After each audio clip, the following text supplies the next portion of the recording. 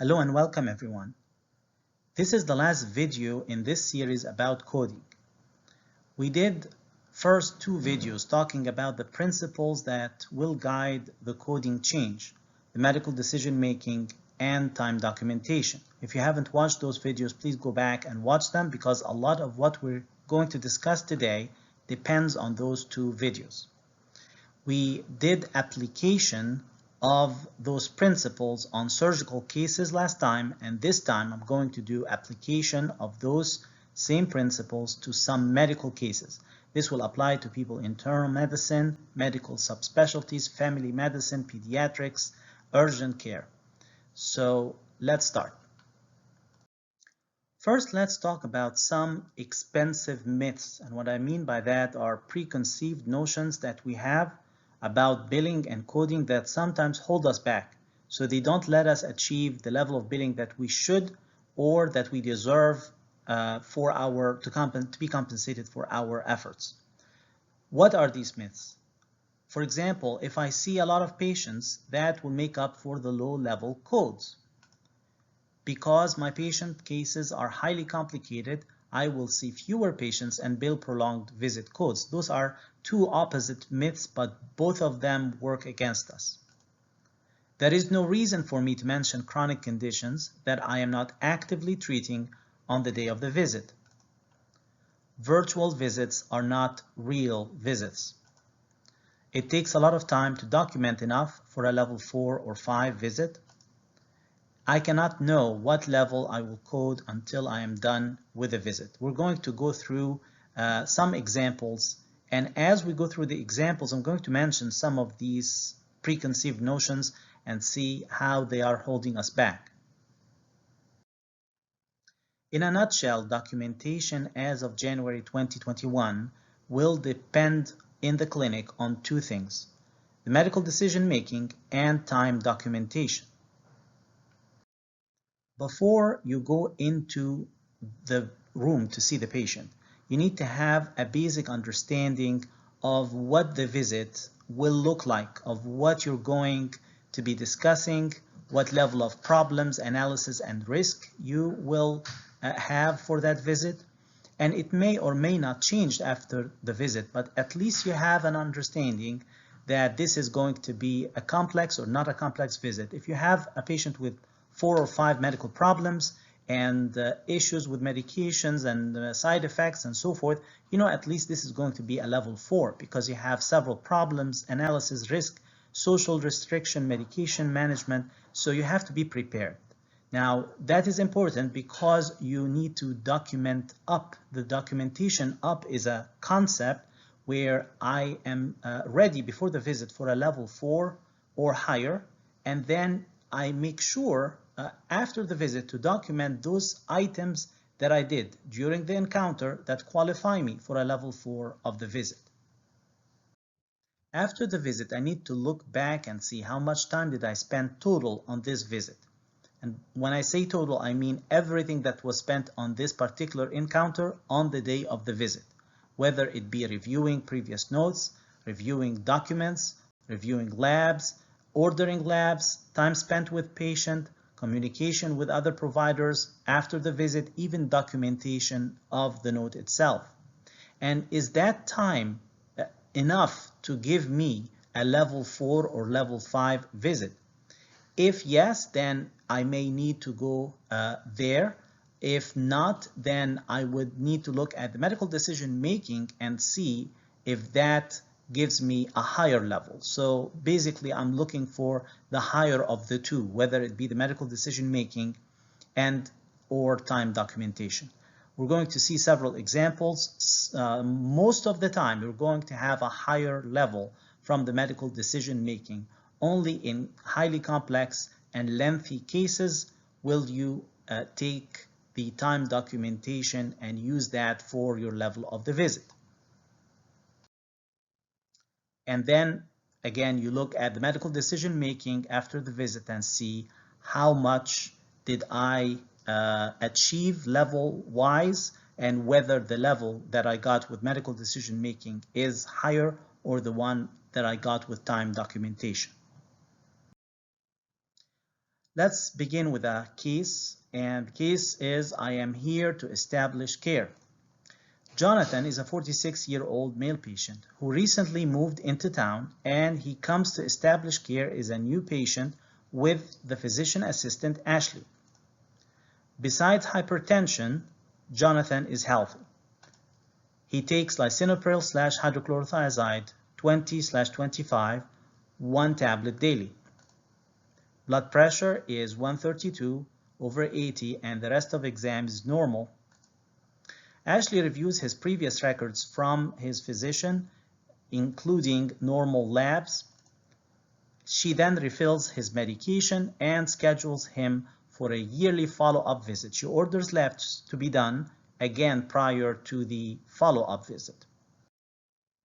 All right, so this case, let's look back and see how much time did Ashley spend on this visit.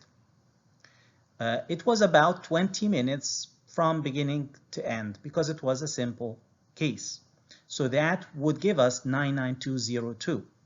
Now, in the future, we're going to see how I would only need to review the time documentation or time spent on the case if I think that it gives me a level 4 or level 5, not if it is on the low side. Because on the low side, I can always get better level with medical decision making. And this is an example of that because when you look back on this case, medical decision making wise, the problem was one stable chronic problem, which is hypertension. The analysis, there are 2 items that she did in the middle column. She reviewed the previous labs, she reviewed the documents, and she ordered labs. There are actually 3 items. And then risk is low.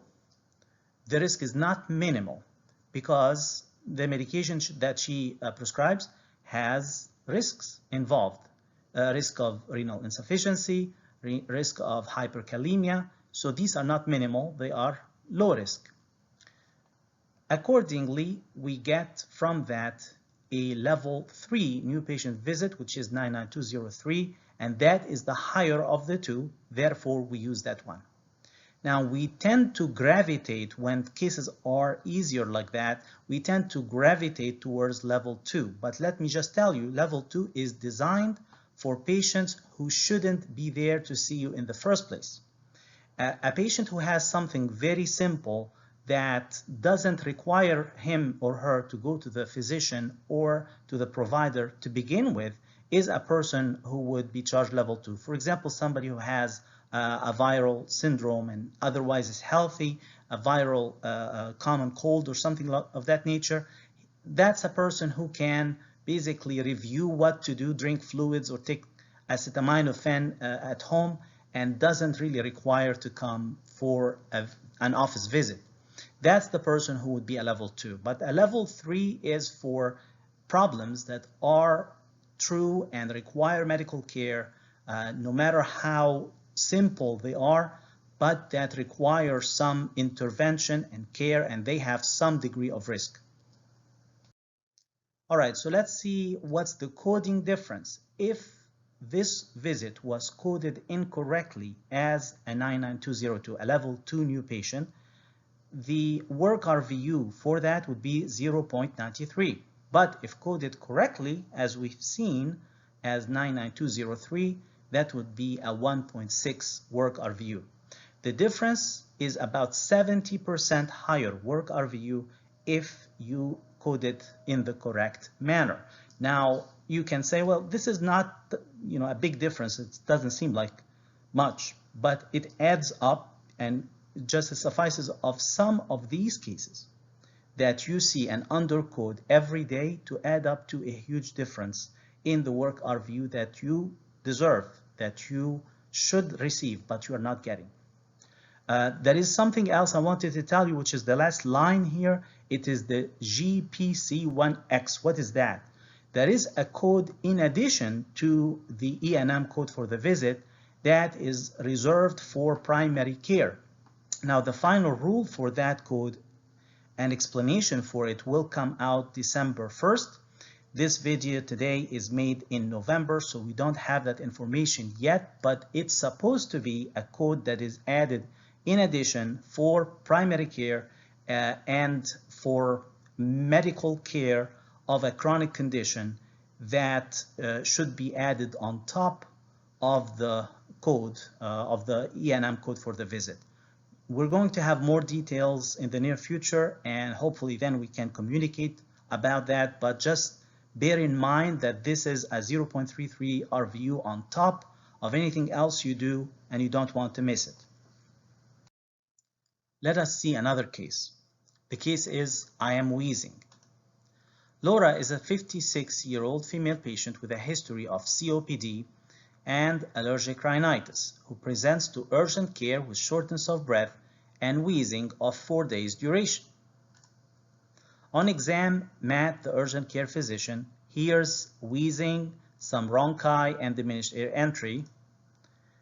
He does a chest x-ray and he reads it himself.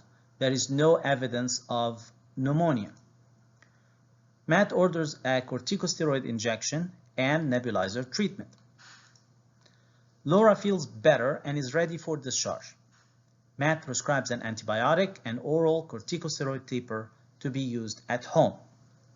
This is a case that you can imagine is seen quite a bit, especially during the winter season in urgent care locations. So how much time did this case take from start to finish from Matt?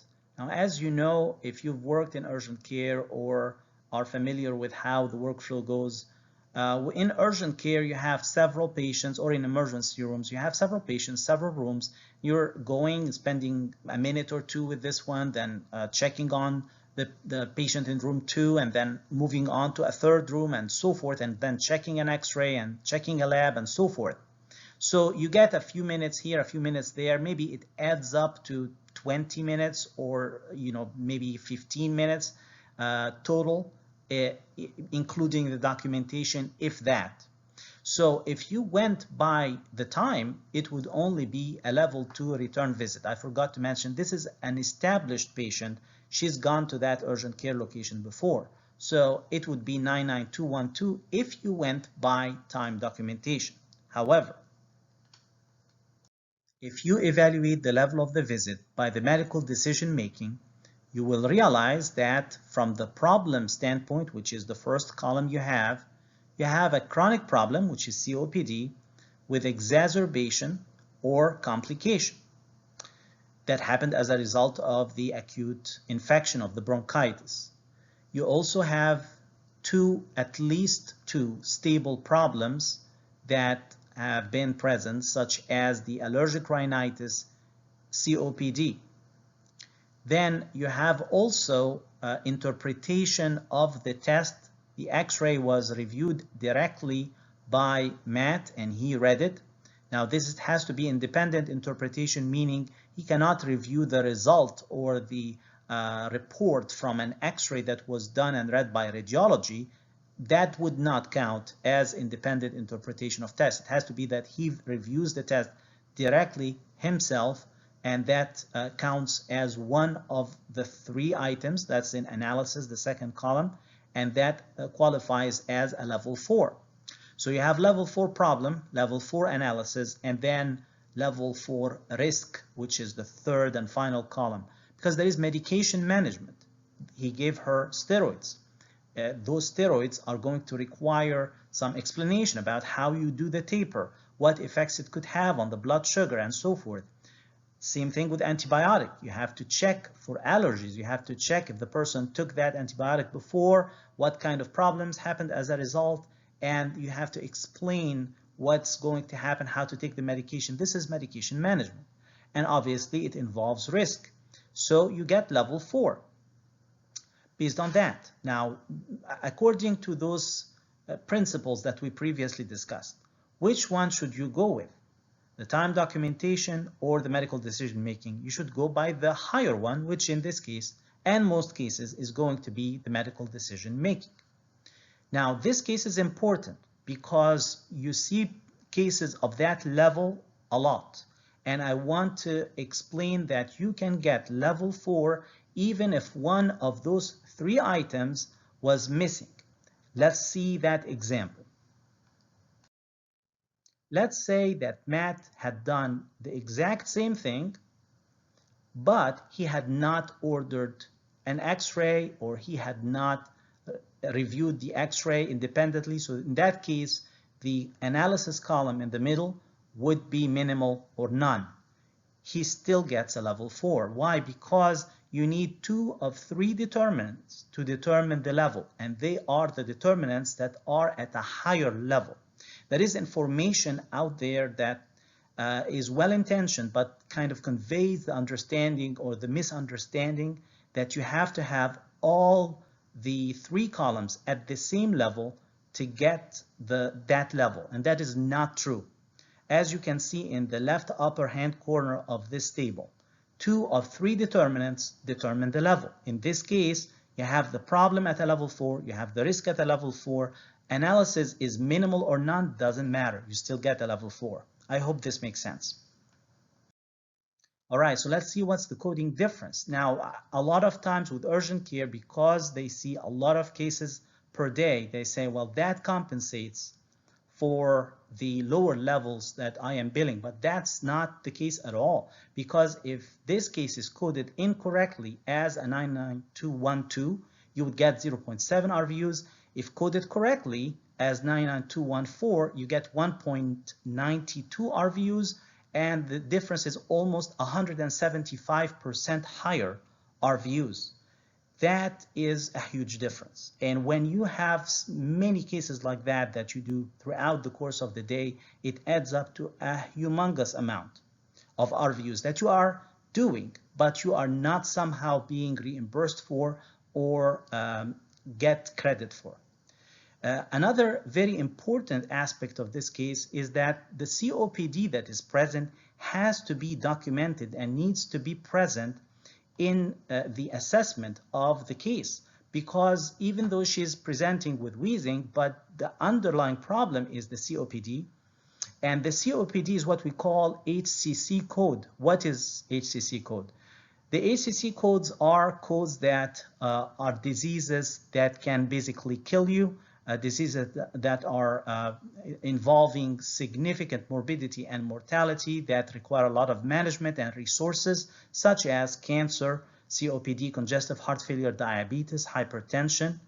Now, the payers, Medicare and the insurance companies, they do not know how sick of a patient population you have unless they see those HCC codes. So if you're not documenting them, you're creating the impression inadvertently that the patient population you see is much less sicker than it actually is.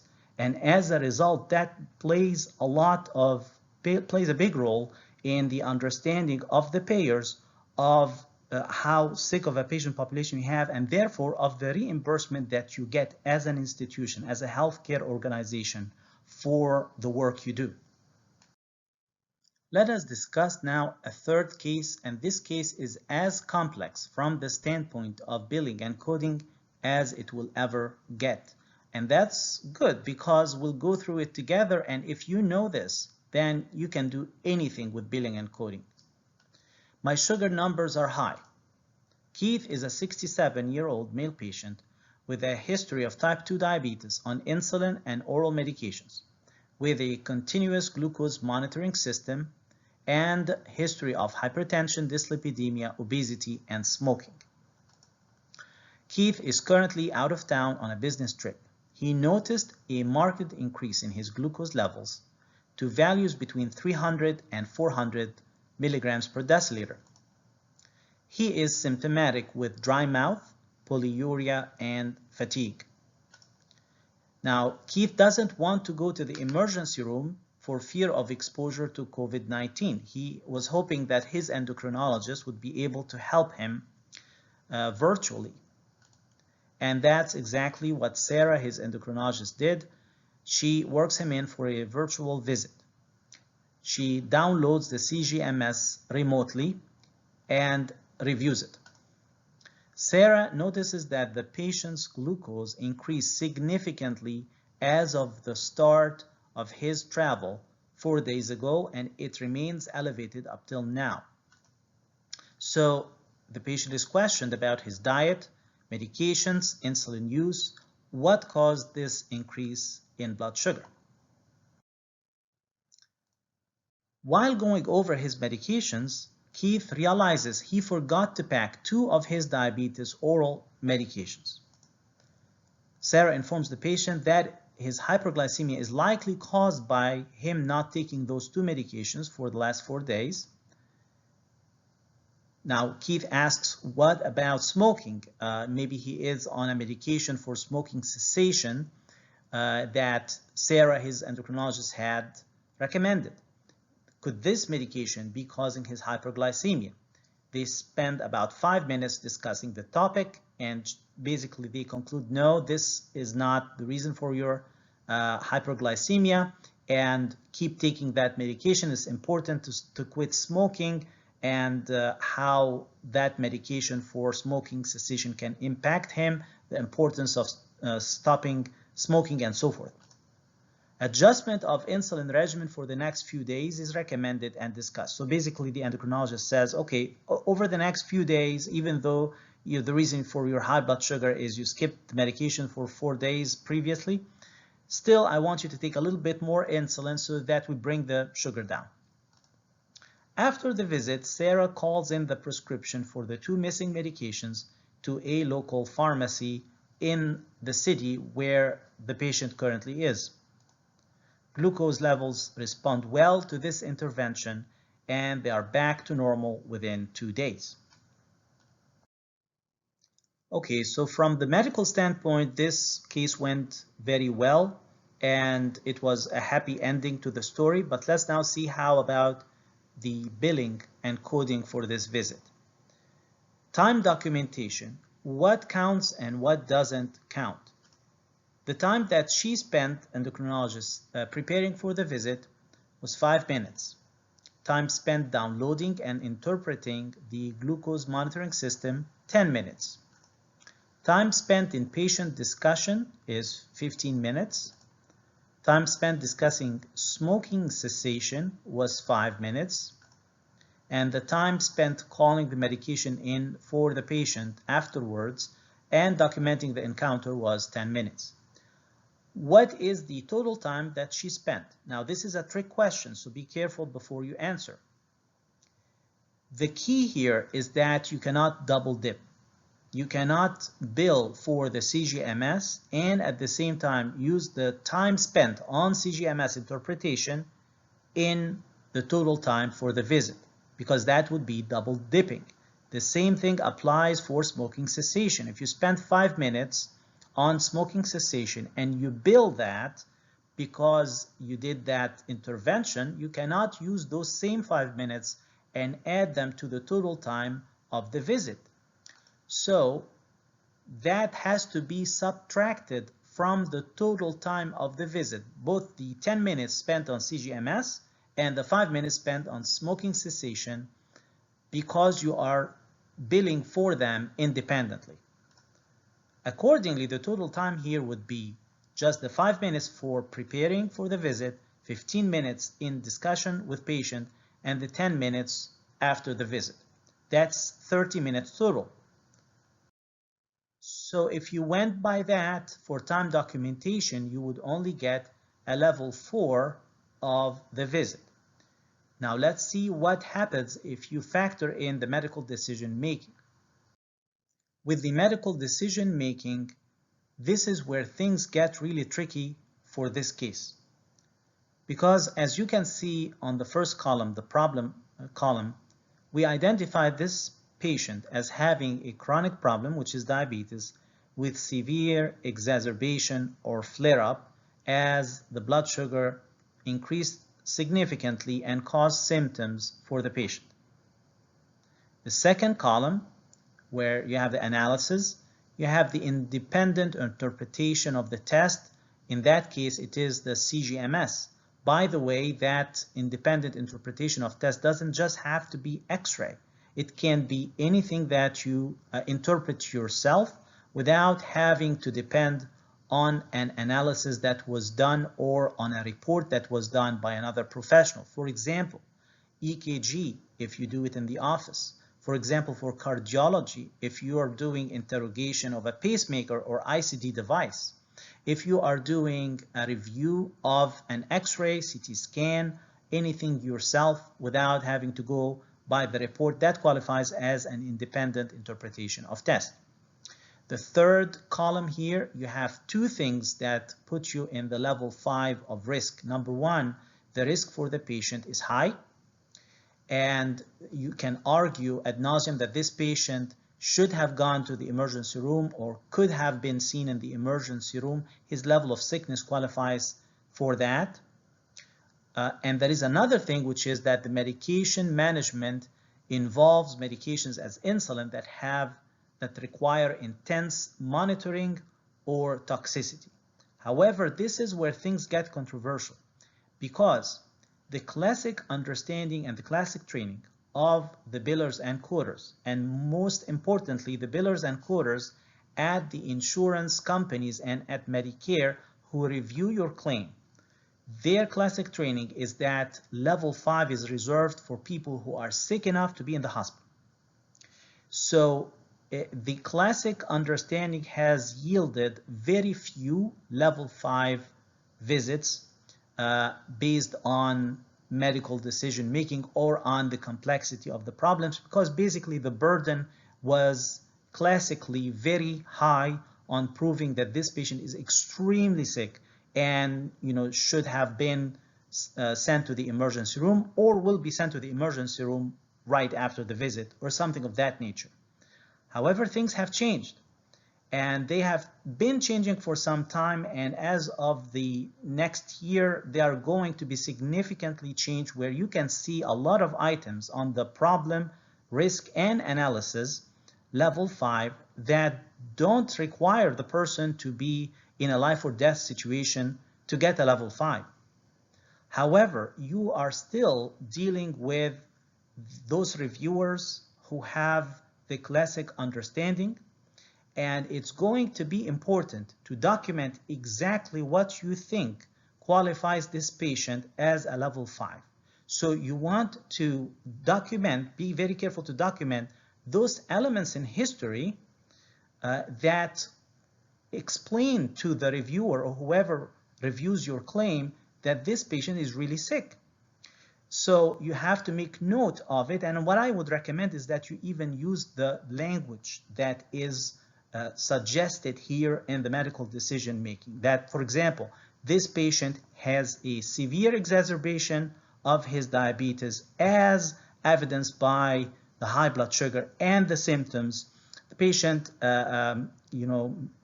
should have gone to the emergency room, except that they don't want to be seen in the emergency room for fear of being exposed to COVID.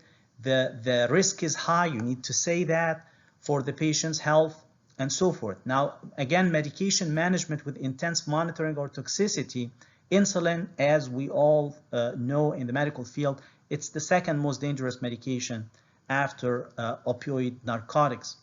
So it is a medication that requires intense monitoring and has significant toxicity. However, that might not be the understanding of the reviewer still.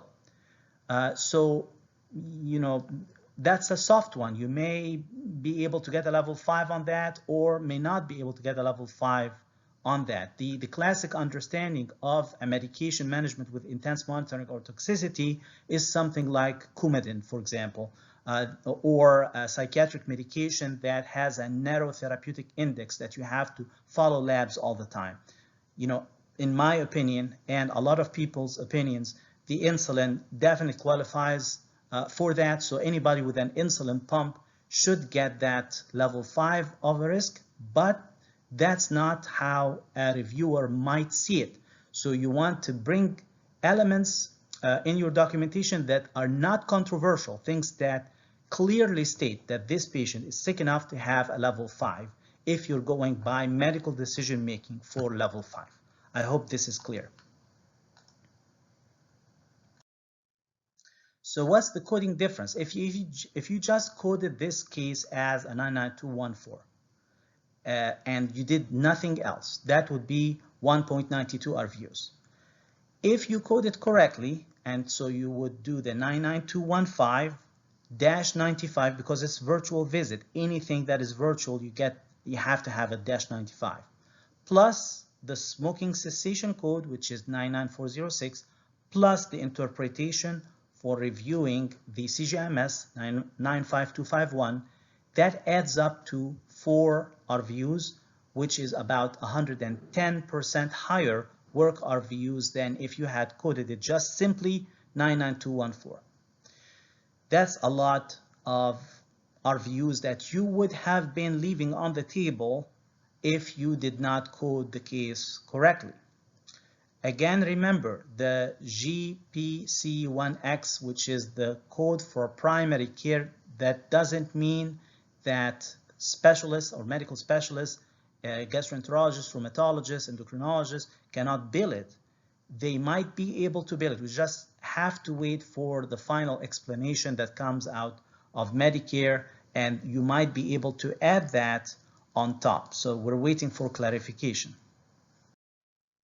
All right, let's talk about the final case. I have been suffering for a long time. Lisa is a 38-year-old female patient with a 5-year history of fatigue and pain. She made an appointment to be seen and evaluated by Ted, a physician recommended to her by a friend. So her friend said, Ted is wonderful. He spends time. He understands what things are caused by, and he can guide you to the right direction, what you have and how to treat it.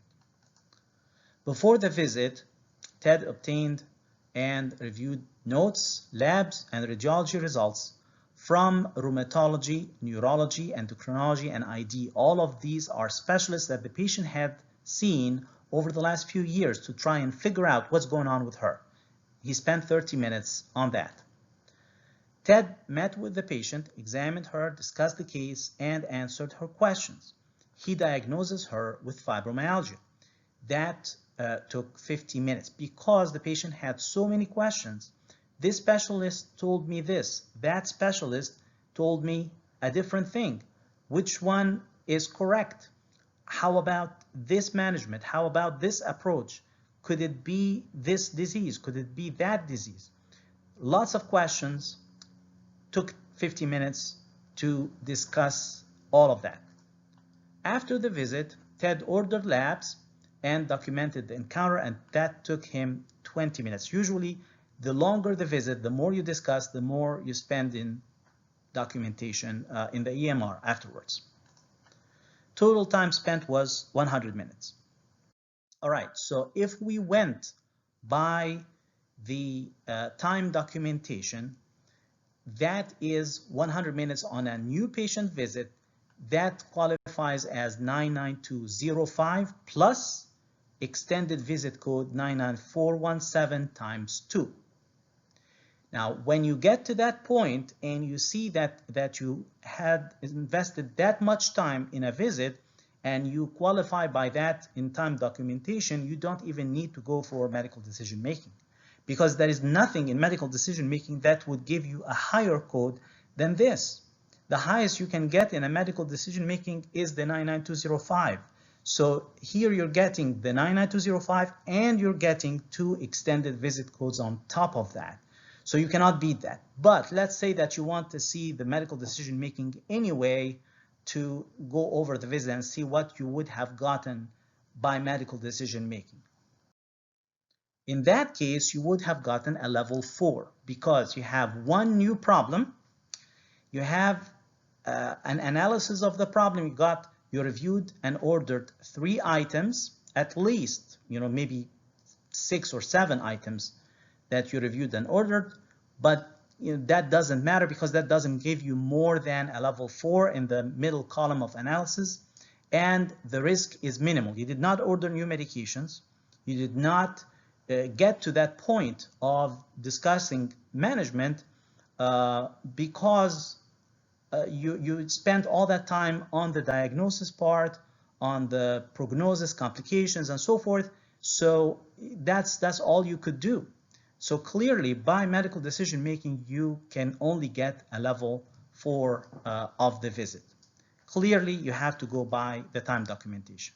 Those are not cases that you see all the time, but sometimes you just have to stop and spend the time on the case to give the patient the reassurance, go thoroughly over a case, because that is needed. The person, if the patient has been suffering for a long time, they can't get a diagnosis, things of that nature are very much needed and helpful. And also you can spend that time in patients who are going to have life-altering decisions as DNR decision, hospitalization, or de-escalation of care and things of that nature.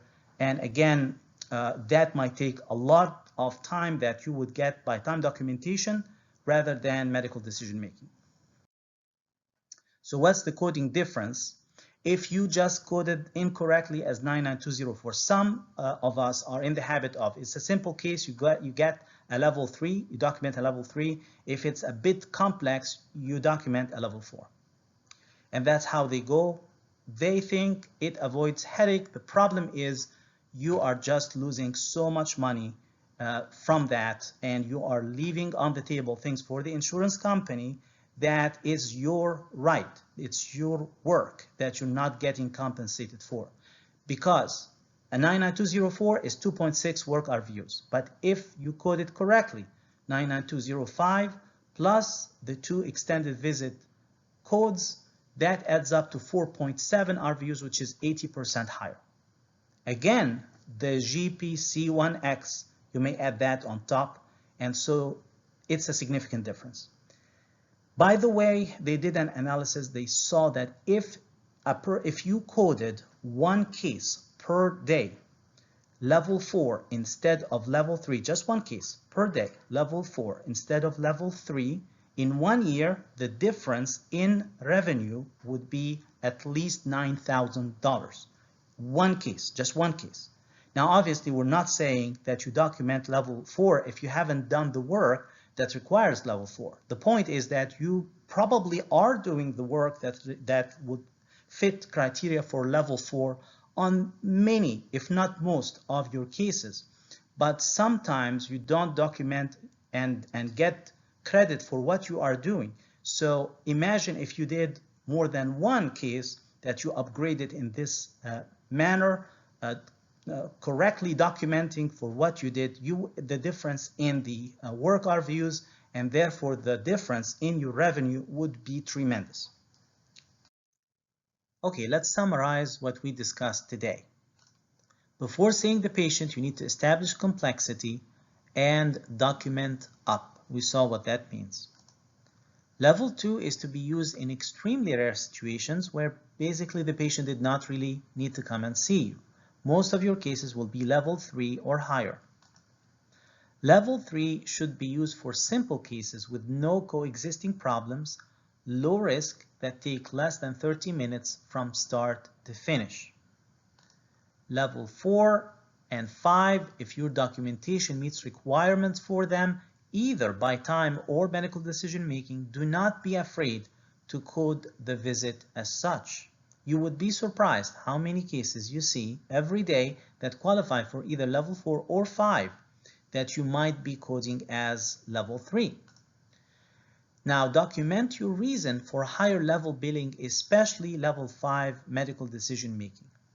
You will not have a problem with time documentation for level 5 or higher.